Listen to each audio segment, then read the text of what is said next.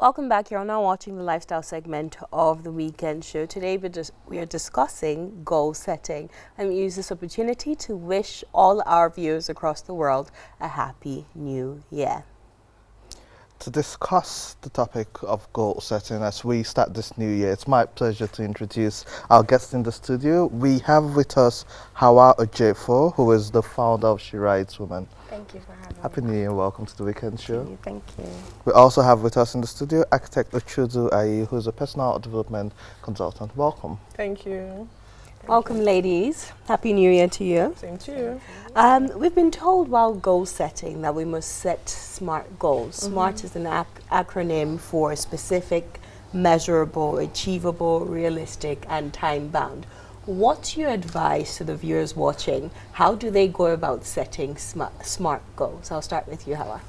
So I think it's really very simple because you've already broken it down. So when people generally say, oh, I want to achieve this, so you have to ask yourself that thing, just the same way you framed it. Oh, I want to achieve this. You have to ask yourself, the way you have framed it, is it specific? So have you said exactly what you want to achieve? So when you say, oh, I want to lose weight this year, for example, how much weight do you want to lose? And by when? So that's the T. So you have to be specific. So that's the S. And then the T. Sometimes people feel like, how am I supposed to know when I'm going to achieve it? But that's the whole psychology of some sort of goal setting. If you don't tell your mind a date, it's always be in the future. So you always have to peg it against something. To be time bound. Exactly. And then when you talk about measuring, it's saying, how will I know when I'm achieving it? So what will be changing? Should I check in every month, every quarter? What are the parameters that when I look at those parameters, I can see that, oh, there's change going on here. So are you measuring it over time? Is it achievable? Because a lot of times, one of the reasons why we don't achieve our goals is we're not very, we look at it and we're like, tomorrow I want to hit. And I'm like, is that really achievable? Look at your current reality and ask yourself, is it achievable that I'm going to, hit that particular goal? And I've talked about it being realistic and, of course, pegging it as a time-bound event. So it's taking all of those things and being able to rephrase what you want so that it goes from being just a wish to an actual, plan that is, that has actionable steps towards, an actual resolution. Yeah. So, you know how before the new year you say a whole lot of new year, new me, cutting off and all of that. You just spoke about it also being realistic. But I've read a couple of articles where they say if you make it something you can achieve, then it's not really a goal. And so you should try to set goals where you feel it's almost impossible for you to achieve. What's your thoughts on that, Ochudo? Okay, so basically, every goal, one of the elements a good goal should have is the element of challenge. If something is too easy, something that you already can do, perhaps you'll not be motivated enough to get it done. And even if you're setting goals that are way above your current ability to achieve them, my advice to most people is set a goal way higher than you are now, something you want to achieve. You don't necessarily have to set a goal that is so outlined that just thinking about the goal makes you weak. You melt away in fear. So I'd advise that if you want to set a goal, say at level 10, but you're currently at level 2, set a goal for level 5. That way, you achieve a goal, you conquer that level, and then you aim for higher, as opposed to being at level 1 and then trying to set level 10 goals and failing to achieve them, which constantly happens with many people who set goals way above what they're able to achieve.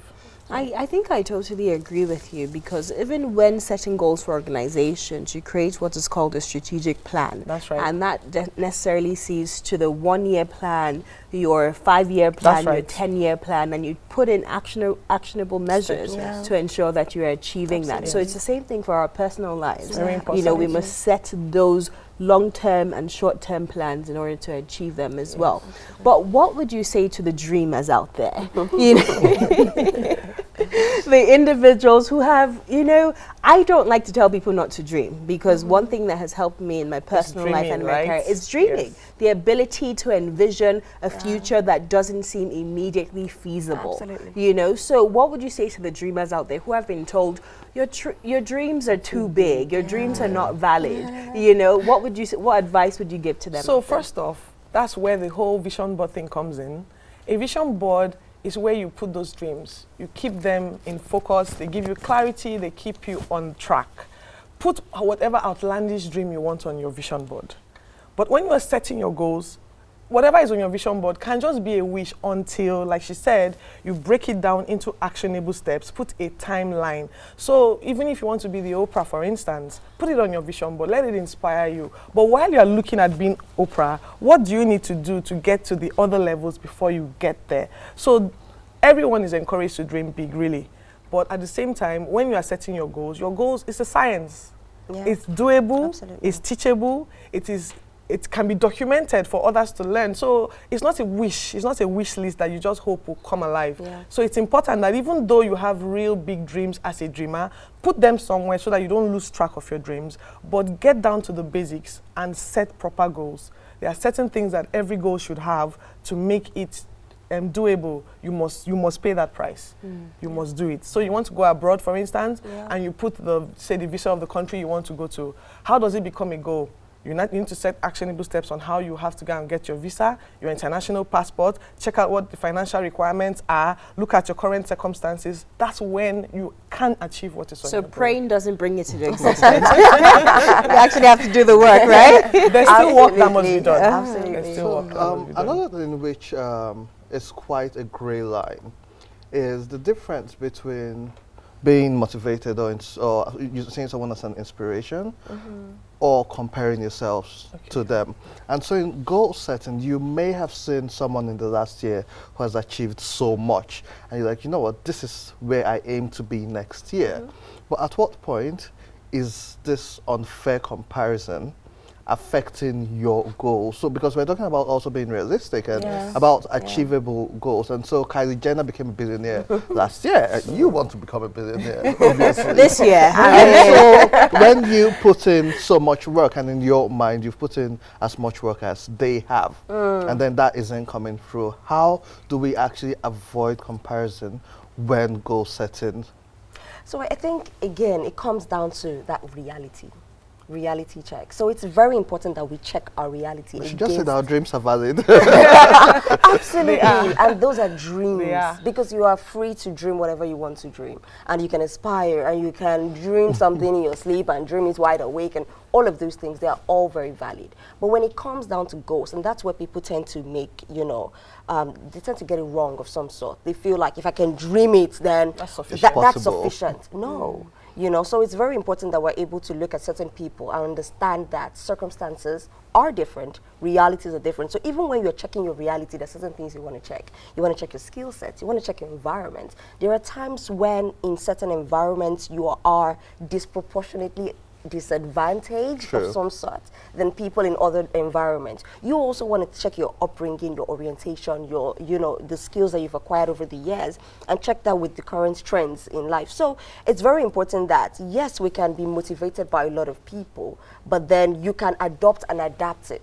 So you don't just take it and be like, but she's doing it and I'm trying, but it's not going. Okay, maybe there's something you're supposed to tweak about her model so that it works for you. And that's one of the things that you have to look at in goal setting. And it's such a detailed process as against just modeling other people, but it's being able to model them in a way that works for you as an individual. So they can motivate you without you feeling the pressure and the envy and all of that self-doubt and self-guilt that, okay, I'm not actually getting to where I want to be. You mentioned something very important, upbringing. Upbringing plays a very key role in your ability to set goals and actually achieve them. I was just watching the Ellen show last night, and I think it's John Bottega, I think his parents are Nigerian, the Nigerian-American actor. And he was saying to Ellen that his parents are just now acknowledging him as an actor because he has officially bought them a house. So, his entire goal of being an actor and telling them, Daddy, Mommy, I'm doing this, it didn't matter until he actually reached this step. Yes. So what is some advice that you can give to parents out there who are watching, who are wondering, okay, my child says he wants to be a musician, or my daughter says she wants to be a professional dancer, and I don't quite see how this is going to work in the long term, but how do they end up supporting their children to become who they can be and also guide them in setting the right goals that would lead to their long-term, achievements and success? Yeah. So I think that every parent has to recognize that the child is an individual and has his own life to live. Absolutely. Many parents try to live vicariously through their children. True. And so what they wish they could do, they try to impose it on the child, consciously or unconsciously, to achieve. It's important to come in, one, from the place of interest of the child. If you are attentive enough, you would see where your child's inclinations are. Another thing about upbringing is to recognize your child's personality. Just like she said very beautifully, you may be disproportionately disadvantaged. You know, you may have a goal that requires you, say for instance, to host a show like this, but your natural inclination, you're not wired, or your personality doesn't support this. You can constantly, so it's important to also acknowledge the personality of the child, to acknowledge what the child is capable of doing, and also to acknowledge the potential, the certain skills that a child, you know, rough edges at the moment now, but with a little bit of refining, it will turn out right. And then one other thing that I know is not something that is popular here. I mean, everybody believes you must go to formal education, but then there's a lot more that comes with education, not just formal. There's the whole social, emotional education. There's, you know, there are other aspects of developing a child that a parent can consider. So your child wants to be a musician, for instance, but you want the child to go to formal school because formal school is more recognized. It's important too that perhaps you find an institution that trains and brings out the best in a child, to acknowledge it. And then finally, you have to understand that generations are different. What works for your generation, will not work for your child's generation. And if and usually your child already knows that. They already know what they want to do, what they want to be, and it cuts across their generation. You will fail to see it until they start buying houses. So it's important to recognize that there are certain things that that generation is naturally built for that you will lack the vision for. And so work with your child, work through the interest of your child, get professional, you know, exposure if you need to, but don't shut it down. But you know, talking about generations, and it's good that you say that, because I am inclined to agree with you, but in the last decade we've learned a lot of things which we had to unlearn. So for instance, we've learned to accept failure a little more than it was in the 90s. Right. I remember you fail when I was in primary school. They'll beat you in school, they'll beat you at home, like double jeopardy. And then in the last 10 years, it's been like, you know what, trust the process, trust the journey. It's okay to fail. But there's a cost to failure. Failure is quite expensive. It's a new year, parents are paying school fees. Your child goes to school and decides, this year I'm not going to write. And the child fails out. You're paying these fees. And even in business, at what point do you see that this goal is not working for you? People will say, oh, this person tried 99 times and got to the 100th time. At what point do we understand that there is a cost to failure, as much as we're meant to embrace it and understand it? But when do you say, okay, let's draw the line. This is the point to stop and move to something else? So I think it's very important that we don't oversimplify goal setting to just being smart. There are other, you know, sort of elements and indicators that we need to put in the mix as well. So beyond your goal being smart, there are other things that we call like the P's of goals. Is it personal? Is it purposeful? You know, some other things. And then it's also important that, just like you talked about strategic plan, it's not just like, for example, I would assume that not just it being smart in, say, a corporate setting, you have to go through like SWOT analysis and all, but now you see that there's like personal analysis, you know, so you're looking at factors that are beyond your control as well. So it's also very important that when we're setting goals, you don't set goals that are not necessarily yours. You know, you don't have control over.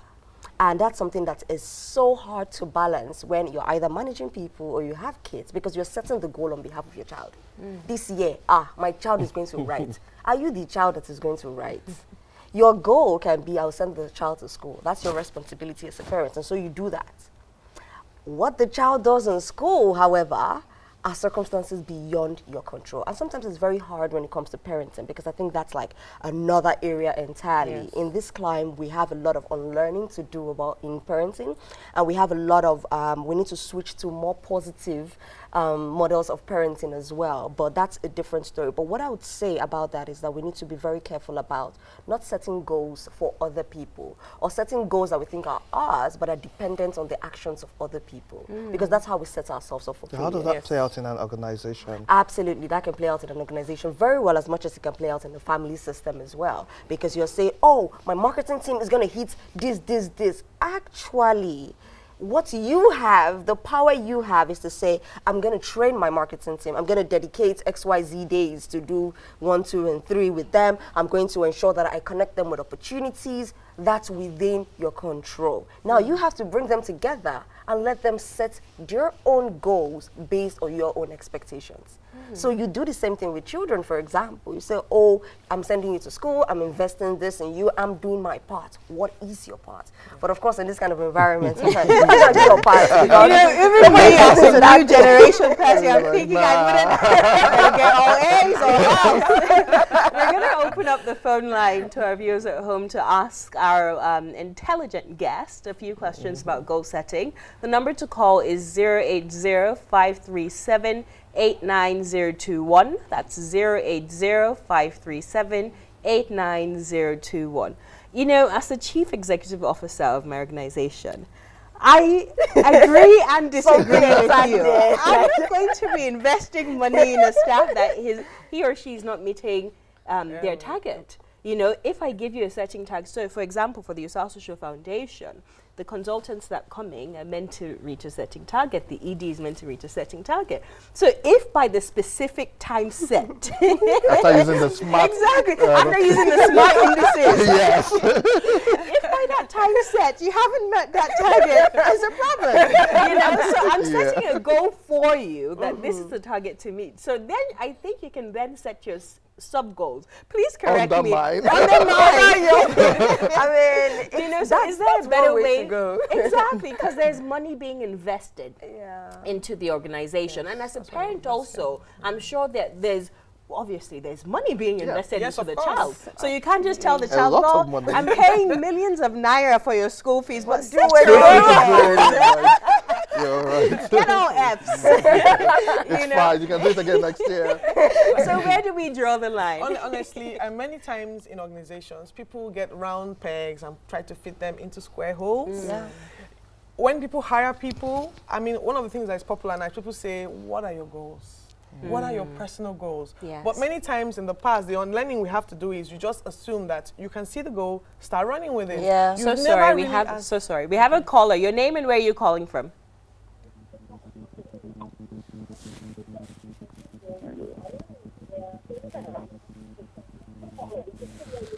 Hello? Hello? Yes, your name and where you're calling from, please. Yeah, good morning. Good morning. Yeah, good morning. Happy New Year. My name is Victor. Can you hear me? Yes, we can hear you loud and clear, but do us a favor and turn down your TV set. Yeah, I just took the station right now. I just took the station and I just found the station and I saw the program going on. Okay, so we're talking about goal setting. Do you have any questions for our guests today? So what is all about? All right, so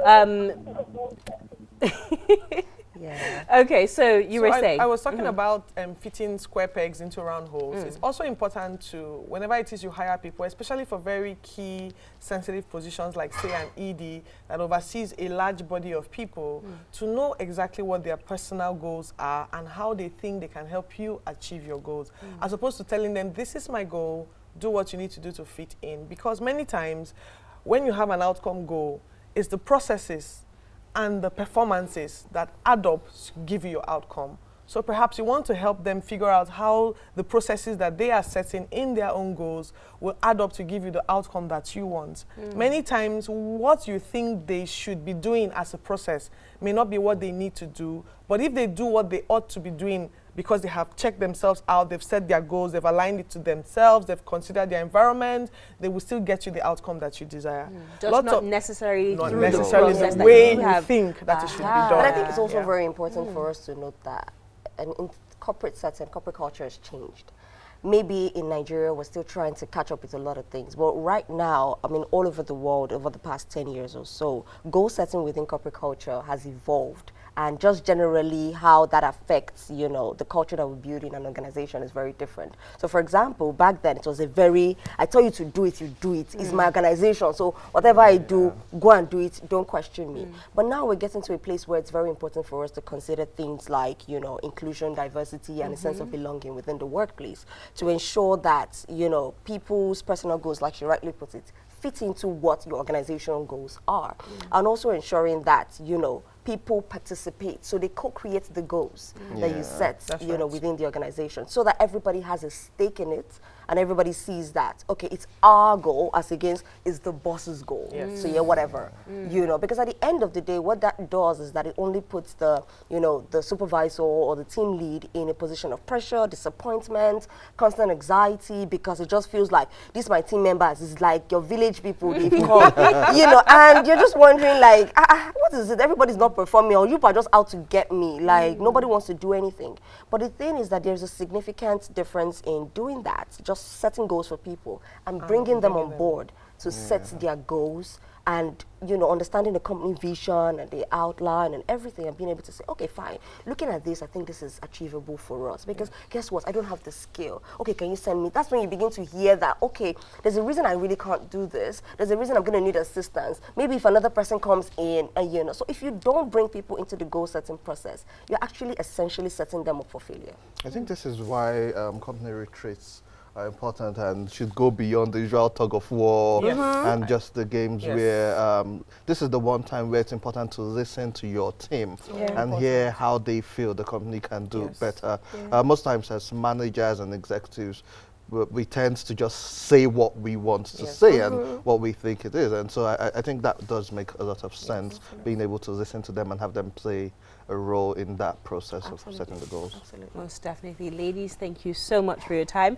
We did want to take some calls from our viewers, but I'm sure on social media you'll receive some messages from them asking you ways that they could set smart and achievable goals. Thank you so much again for your time. We'll take a short break right now. When we return on the weekend show, we have the sports segment. Don't go anywhere.